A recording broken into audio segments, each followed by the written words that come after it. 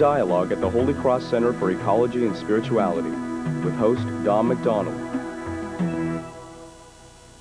Penance, terror, and then celebration for the ecological era. Thomas Berry and Thomas Clark throughout this series have been focusing on the failure of religion to come to terms with its role in the ecological disaster we now face. Both theologians say that recognition of this failure on the part of the religious world must come in two stages. First, to see how religion, Christianity in particular, has contributed to the root causes of the disaster, and the second is to define ways to lead people in exodus out of the disaster to the new promised land of the whole earth community.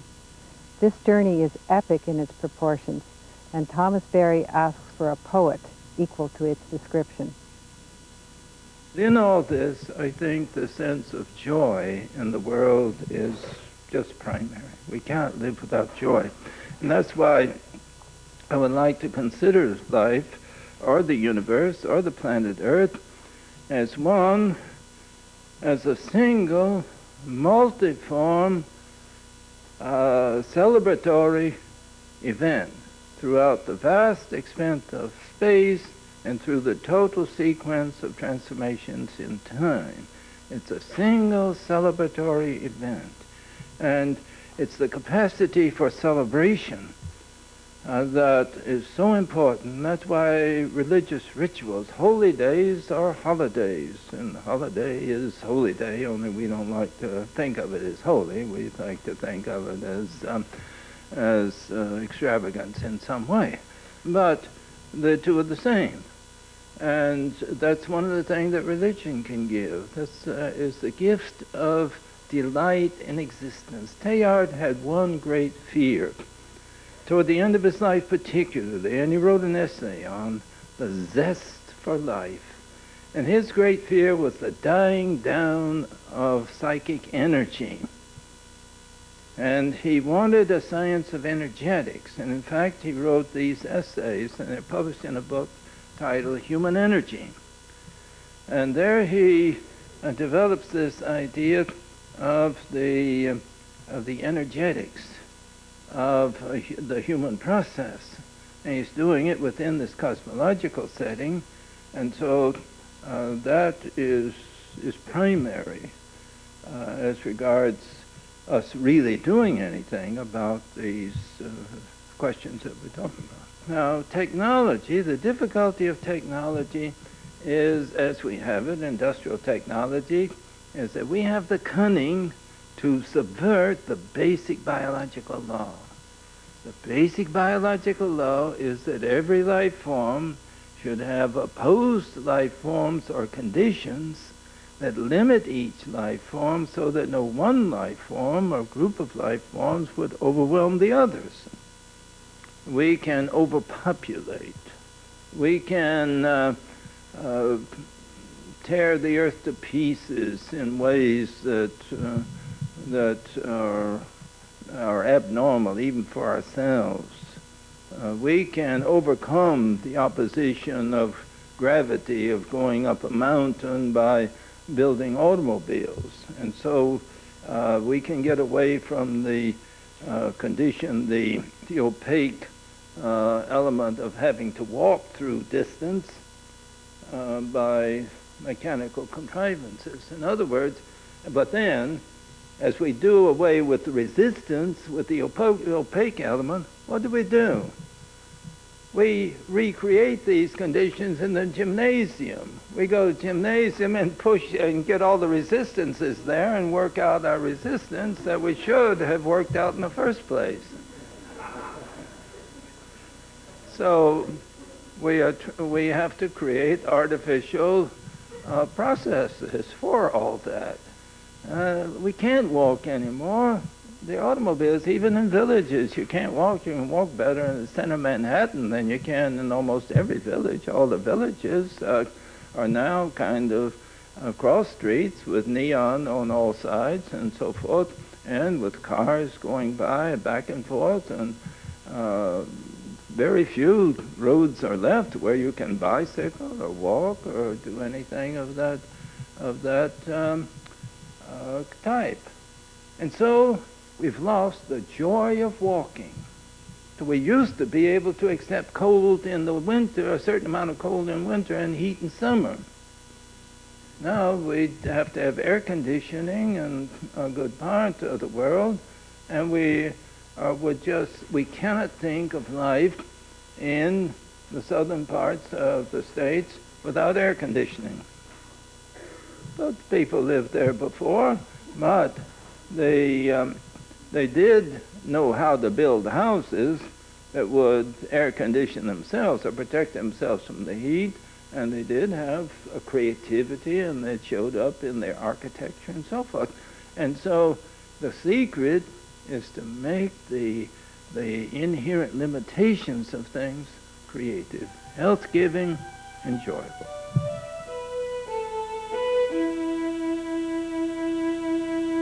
As regards individualism, it's a word invented by Tocqueville in his journey to this continent in the 1930s, when he wrote that book that I still consider the most up-to-date book on the American scene, Democracy in America by Tocqueville. And he observed this tendency, particularly in the States at least, of the tendency toward this emphasis on the individual and the individual rights. There's a great deal to be said. Each of these has its good side and its bad side. The individualism, the emphasis on the individual or the particular enables certain benefits, wonderful benefits, certain freedoms and so forth that are magnificent, but it tends to destroy public responsibility, or the feeling of public responsibility.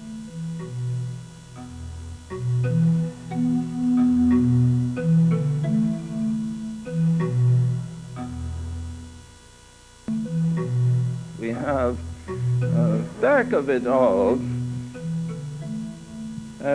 the Christian humanist-derived Western world has more historical realism. The Bible introduces what might be called historical realism and has given this dynamism toward developmental processes.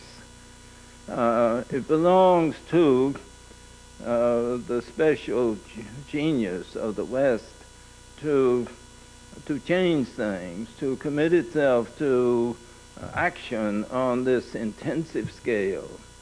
And when the West does something, it does it in a very powerful way, we might say, like taking over the world.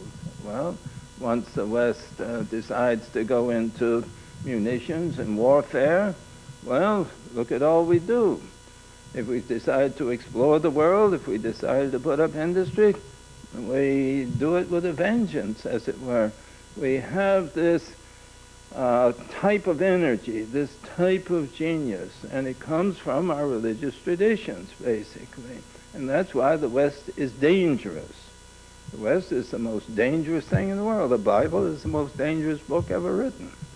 And the whole of Western commitment is a very dangerous process. There's great possibilities for good.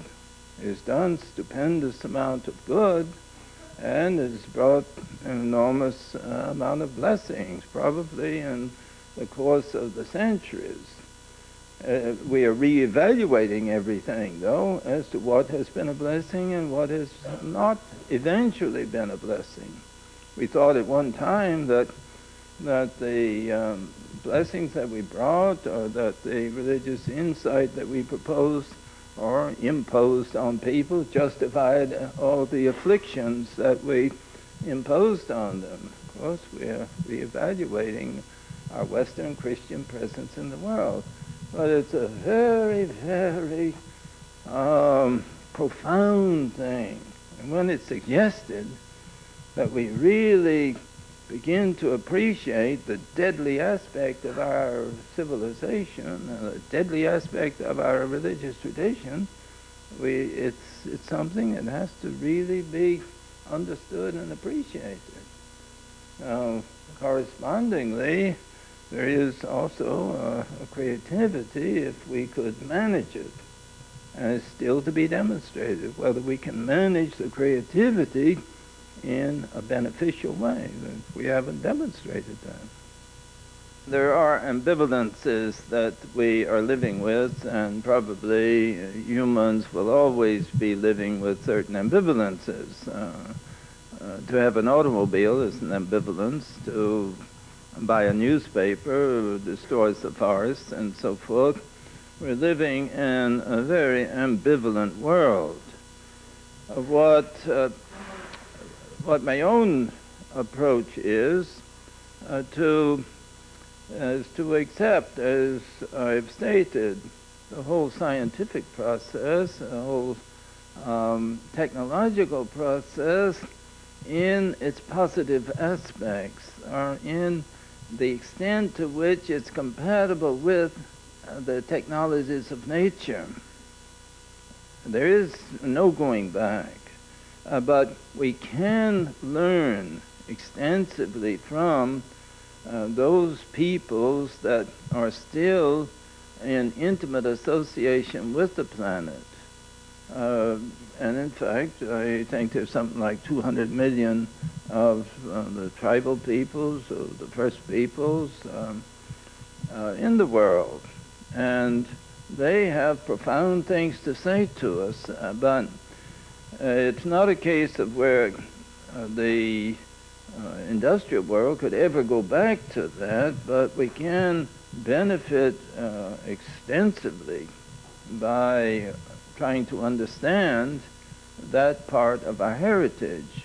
And that I mentioned before, that very early way of humans to be in communion with the natural world, not as an it, but as a thou. In fact, somebody like Henry Frankfurt, in that wonderful book of his, Before Philosophy, called The Intellectual Adventure of the Human, this he mentions as regards the Near East.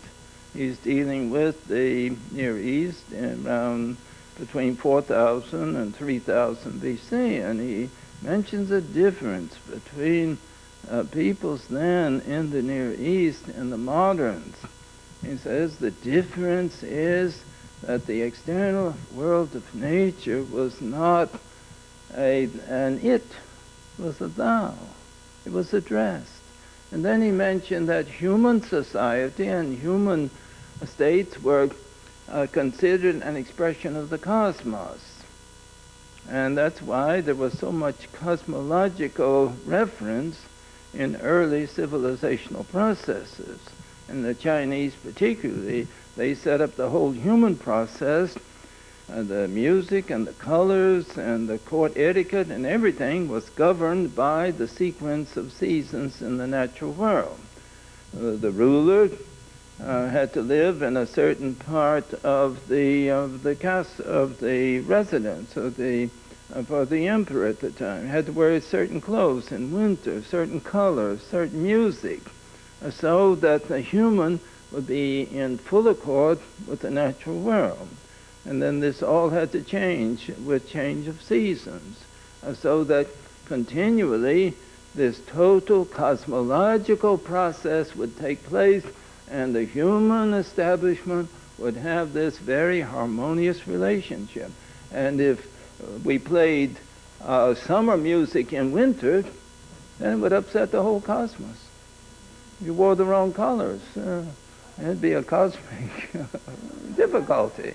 But we still have remnants of this, of course, in our sense of color, in our sense of activities and so forth. We can't escape a certain amount of it, but this was much more worked out. But in a historical society, though, which is not cosmologically oriented or not cosmologically governed, such as the Western Christian society that perceives the divine not so much in the cosmological order as in the historical order and the political order. You get a reference not so immediately to the cosmological order, but to the historical order, to political events. The Bible is full of all these political events taking place in the Near East.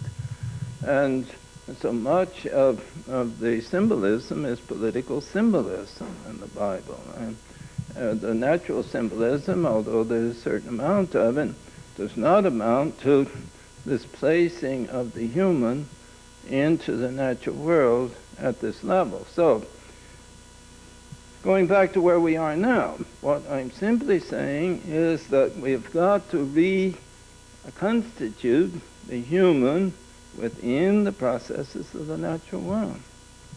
Now, within a new context, it's not a going back. What it is rectifying a terrible deviation.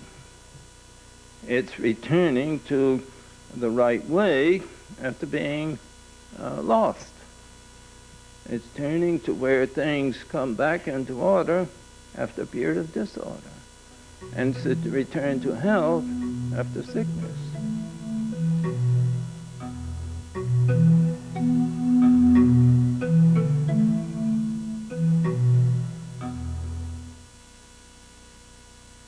In 1976, a small group began to notice that so many important and hopeful things that were happening in the church weren't being reported. What I suggest is that people follow their own competences. It's this thing of Campbell, follow your bliss. Properly understood, it's a wonderful thing. What are you most happy with? What are you most delighted with, and so forth? What are your competences that give you joy and delight and relatedness to others? That is the source that we have to go to ask what to do.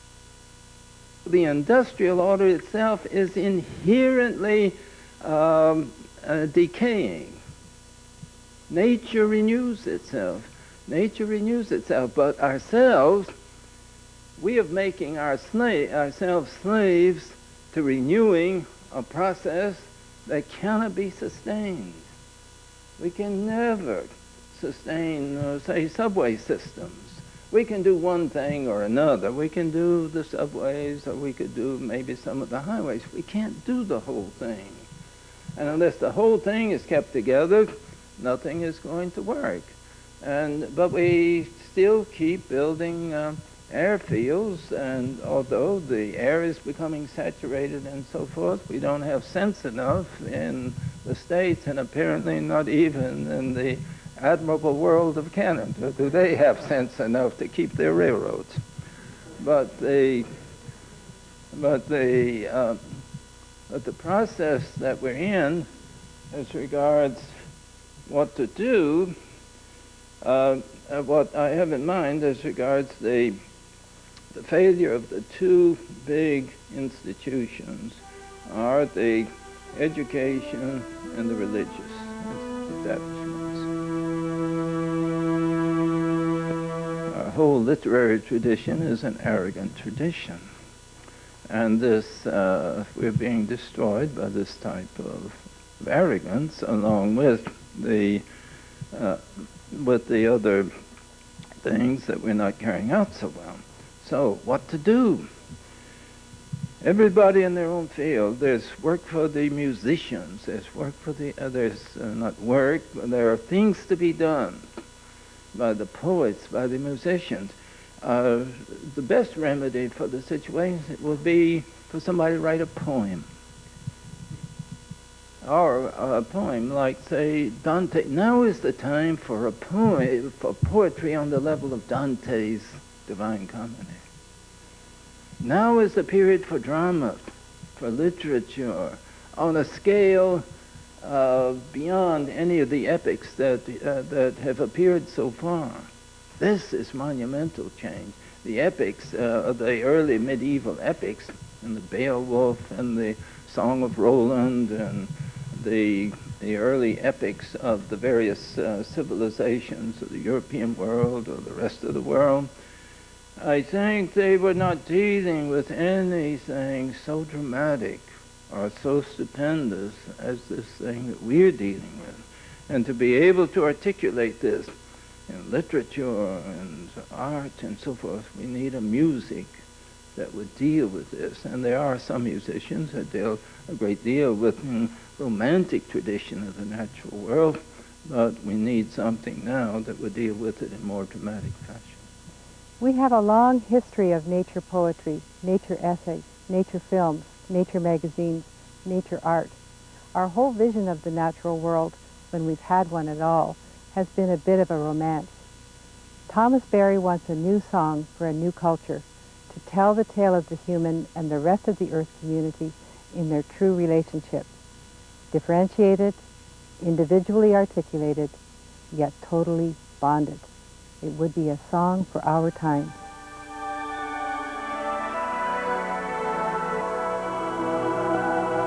My primary experience of God growing up was through the natural world. And we were a Christian family, but we weren't a biblical family, and neither were most Catholics. I mean, I think that the idea of putting the Bible on the shelf, Catholics already did that for a long time. So the primary way in which I would have any experience, I think, of spirituality was through my own reflection on the natural world, which was beautiful, and at the same time, if you live in a rural environment, you know that it's not only beautiful, it's also ugly sometimes. But there's a power and a closeness that's there that becomes part of your bones almost.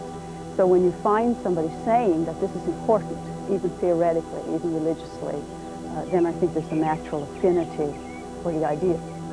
If we were to take the idea of penance, this old Catholic idea of, you having to go say your 5 Hail Marys or whatever, if we were to look at that and say, what if cleaning up a toxic waste dump were seen as a form of penance, or going ahead and recycling? Those kinds of things are a way to deal with sin, and sin becomes very clearly whatever we do against the Earth community. I think there are ways to reinterpret traditional language that people are already familiar with that all of a sudden becomes relevant in their lives, and they begin to say, this isn't something that I got taught by the nuns in 2nd grade, now I can put it away. All of a sudden it's something that it connects the two, it connects Sunday and Monday again in a way that they've been disconnected for years.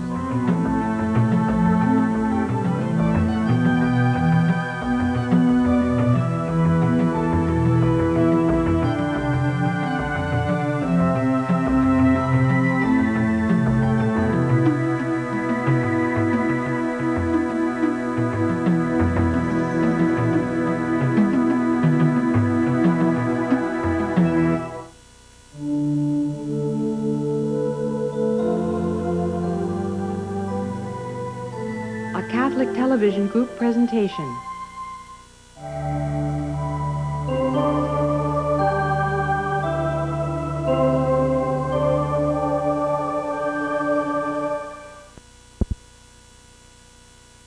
Television Group presentation.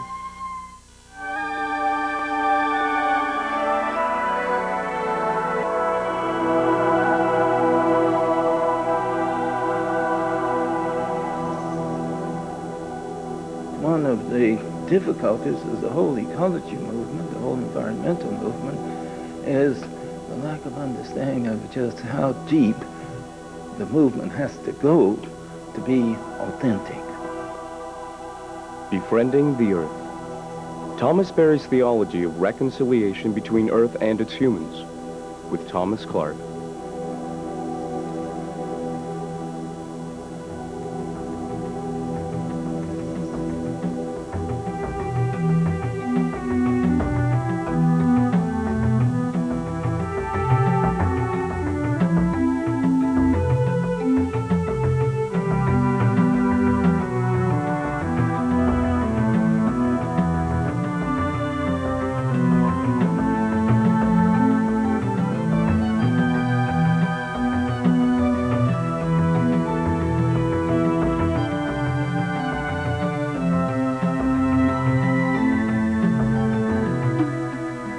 series featuring Thomas Berry and Thomas Clark in dialogue at the Holy Cross Center for Ecology and Spirituality with host Don McDonald.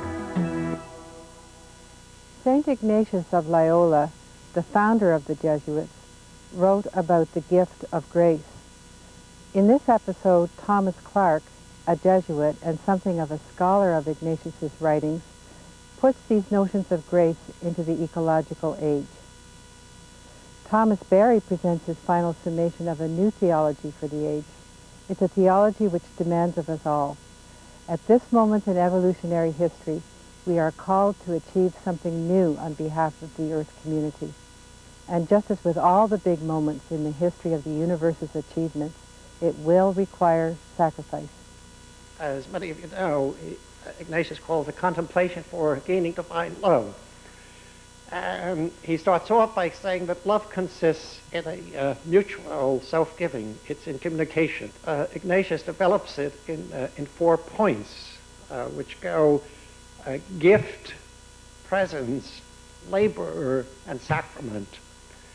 And he asks us first to contemplate the many gifts of God and how in those gifts there's the self-giving of God, and then the appropriate response is the total self-giving. And of course, that's where you have that famous take and receive. And what we offer most of all is or centrally is our freedom. But then it moves into what would be a kind of a pre-history of this Christian animism that I talked about, where he talks about God as present in the gifts. And he, in the rather scholastic way of his time, he kind of specifies the levels. Right? What was called the inanimate creation, the vegetative, the animal, and the human, and how God dwells in all of these gifts and is present. And it seems to me that in the kind of transformation of the spiritual exercises we really now have to undertake, we Jesuits, I think that is a special point to work with, and especially in terms of the Holy Spirit as God radically immanent in the total creation. I'm sure that many of you have seen the film Babette's Feast. The story of this tiny sect, a life-denying type of religious sect, and they're gathered to celebrate the 100th anniversary of the birth, of the death of the founder. And it centers around these 2 spinsters, his daughters. But on the scene, some years previously, had come this woman, Babette, a refugee from the revolution in France. And she offers her services to be the servant and the cook of these 2 spinsters. And just before the celebration, she wins the lottery, and she has this enormous sum of money. And because she's an artist, she's a culinary artist, had been a great cook in Paris. She chooses and asks them if she can prepare the feast. And most of the movie is concerned with the preparation of the feast, and it's just fabulous. So you have the contrast of this sort of life-denying, fearful, aging group, and Babette, who's just sort of pouring herself out. At the end of the film, she says, all over the world, the cry of the artist is heard. Let me do my best. And the only one at the feast who really understands what's happening and can appreciate it is this general of the army. And back when these 2 sisters were young, there was the possibility of a romance between himself and one of the sisters but it was a fleeting moment, and it got lost. But he is simply drinking in, as he eats and drinks, sort of drinking in the message that Babette is presenting to the whole group. And finally, at the climax of the meal, he stands up, and this is what he says. He says, "Man, my friends, is frail and foolish. We have all of us been told that grace is to be found in the universe. But in our human foolishness and short-sightedness, we imagine divine grace to be finite. For this reason, we tremble. Never till now had the general stated that he trembled. He was genuinely surprised and even shocked at hearing his own voice proclaim the fact. We tremble before making our choice in life, and after having made it, again tremble in fear of having chosen wrong. But the moment comes when our eyes are opened and we see and realize that grace is infinite. Grace, my friends, demands nothing from us, but that we shall await it with confidence and acknowledge it in gratitude. Grace, brothers and sisters, makes no conditions and singles out none of us in particular. Grace takes us all to its bosom and proclaims general amnesty. See, that which we have chosen is given us, and that which we have refused is also, and at the same time, granted us. Aye, that which we have rejected is poured upon us abundantly. For mercy and truth have met together, and righteousness and truth have kissed one another.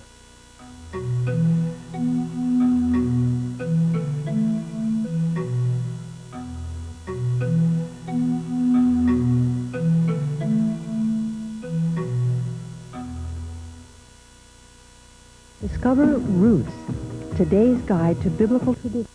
And it's our time to tell the story and to make the story. It's not simply telling the story, but to bring about one of the great momentous transitions in the story. The story is the story of a great sequence of transformations. In some ways, all that has gone before is imperiled at our moment of the story, and we are asked to undertake the transformation, to enable the next phase of the story to come into being, to venture into a truly new type experience. It requires a great deal of us, and as I mentioned before, we did not choose to be here. The story selected us to be here. And once we are here, we have to be willing to fulfill the destiny assigned to us. That is our grandeur, that is our blessedness, that is our joy, that is our peace, that is our gift to the great community of existence that is making the journey.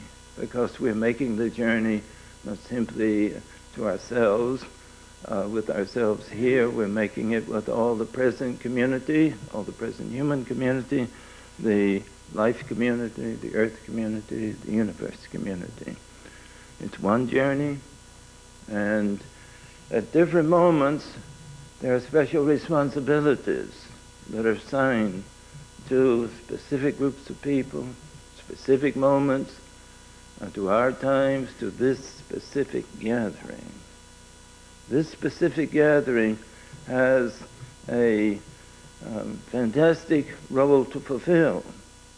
Each of us, in our separate ways, are destined to be a very significant personality in celebrating the past, in grieving over the disasters of the present, and giving birth to the future. One of the things that's most important is to appreciate that all the great transition moments are sacrificial moments. It is a period of sacrifice. It will not be done without enormous sacrifice. A person might say that the supernova explosions, whereby they collapse into this great heat, where the temperature of the first generation stars was intensified so fantastically, and so that the heavier elements could be formed, and then their explosion out into the atmosphere. The first generation stars underwent that self-sacrificial moment in order that everything afterwards come into existence. And what is the basic idea of sacrifice? Sacrifice has the idea of that whatever is achieved has a price. Whatever is achieved has a price. There's something given and a response to be made. Parents give to their children. And what is the recompense to children? The recompense is recognition of the parents. There's an asymmetry in what is given and the return made. It's not always in the same order. And sometimes for the person is given a physical gift, what do they respond? They don't have to necessarily give a gift in return, but give the gift of gratitude. The thing that exists in our times and the root of the tragedy might be considered to be the unwillingness to make the return for what has been given us. And that the whole industrial system is an effort to bypass the return, the price to be paid for our existence. There is a great gift that we have, but we are trying to take from the earth without giving to the earth. It's that simple. We're trying to take without giving. Now, this idea of a return to be made is so very important. It's why we have sacrifice. It's because we've been given the universe. And in recognition of the gift, we undertake a denial of something of it to recognize that we have to give something in return, but there's nothing that we have to give in return in the ultimate order except what we are given. And so we give something back in return as sacrifice. And it is the sacrifice and the self-sacrifice that makes the universe possible. Every living being is sacrificed for other living beings. We will eventually be sacrificed for the small bacterial forms that will consume us. The sacrifice that we are going to make. But everything nourishes other beings, feeds on other beings, and nourishes other beings. Of course, the grass is fed by the sun, and the sun was fed by the forces within it, and so forth. And then we are living beings feed on the grass and the growing things and so forth, and then some are fed by each other, nourished by each other. And so we might say that we are born out of the sacrifice of the first generation stars.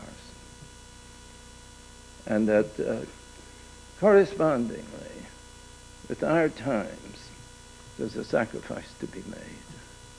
There's a sacrifice of so many of those things that we think are due us.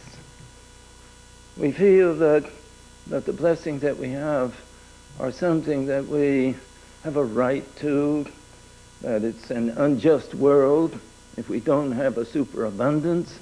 It's an unjust world if we don't have air conditioning in the summer and overabundance of heat in the winter and so forth. It's a sacrifice if we have to give up some of our conveniences and so forth. But the whole thing now has to enter into a sacrificial phase. And that's where we are. And people ask, well, if this happens, the economy will decline and people without a jobs and this and so forth. And taking apart something, or in transforming something, which is a taking apart and a rebuilding, a reshaping, a reforming of things, is more difficult than bringing the thing into being in the beginning. And so at the present time, this reshaping of the human face of the planet, the reshaping of our economy, the reshaping of our education, of our law, of our religious orientations and so forth. The reshaping is not going to be without its negative, sacrificial, entropic aspect. And that is what we must willingly undertake. And that is why this sense of sacrifice must be born precisely in ourselves. And it's most important in this sense that we're trying to bargain for the future, where you cannot bargain for the new thing to be born. The first generation stars didn't bargain over what they were doing. The first generation stars performed their historical role in bringing about the sublime order of things that has resulted from their self-sacrifice. We cannot bargain with it. There are things to be done even though death is involved. And that's what's very hard, is sometimes we might be willing to undergo the death transformation ourselves, but we have to ask it of each other. And that doesn't come easy. But there's the other thing, the birth of the new modes of being. We must enter into this with an attraction and a joy and a delight. Because this is a supreme opportunity being offered us. This is our glory. This is the magnificence of being chosen to be alive at the present time. To be chosen to be entering into this new mode of consciousness and to a great extent beyond what most other people have attained. And it's one of the difficulties of the whole ecology movement, the whole environmental movement, is the lack of understanding of just how deep the movement has to go to be authentic.